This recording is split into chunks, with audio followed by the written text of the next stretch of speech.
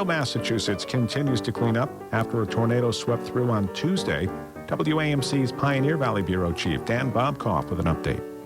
Life is starting to get back to normal in Wendell, Massachusetts, but residents are still cleaning up the damage caused by a twister that swept through the town Tuesday afternoon, uprooting trees and damaging buildings. National Weather Service meteorologist William Babcock confirmed it was a tornado. It was quite a storm, caused a fair amount of damage out there, and certainly something to be respected. Wind speeds topped about 155 miles per hour. Babcock says an eyewitness reported a 6-foot wave on Wicket Pond, and there is extensive damage to the Wendell State Forest. Wendell resident Edward Hines lives near the area hardest hit. He says his house was spared any damage, but his property lost a lot of trees. It was a very well-defined area of destruction. It's almost as if someone went in and did a clear cut to build a road. Hines says much of the town is now outside with chainsaws, clearing the downed trees. And he says he wouldn't have expected a tornado to hit a town like Wendell, which sits 1,000 feet up in the hills and has so much timber. But he says despite the damage, the storm revealed some of the best parts of living in a small town. One of the barns came down in the center of town. The neighbors got out and saved a goat that was trapped inside. And it's the kind of town we live in. People are willing to help in a moment of crisis, and they sure did. The town didn't suffer enough damage to qualify for federal emergency funds, so Democratic State Senator Stanley Rosenberg and Democratic State Representative Stephen Kulik have filed special legislation asking for funds to help the town out.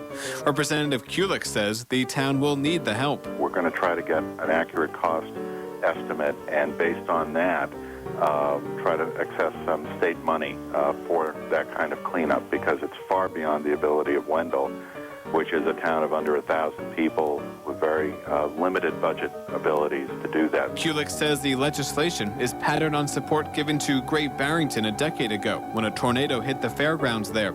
He says he hopes the legislation will allow Wendell to use some of the funds that were set aside for victims of Hurricane Katrina who came to Massachusetts. Kulik says far fewer victims came to the state than they anticipated, so they have a lot of money left over. 3 days after the storm, Wendell Fire Chief Everett Ricketts says the roads are clear and the power is back on. But he says he's never seen anything like this tornado in his time in the town. I've been here 52 years, I haven't. Meteorologist Babcock says tornadoes are far less common in this region than in the Great Plains. But he says there are about 2 to 3 tornadoes in southern New England each year, though most are weaker than this week's twister. Tornadoes have and will occur in Massachusetts, and occasionally they will be stronger than a 30-second backyard whirligig. Wendell isn't the only town in the region to suffer damage from a tornado this week.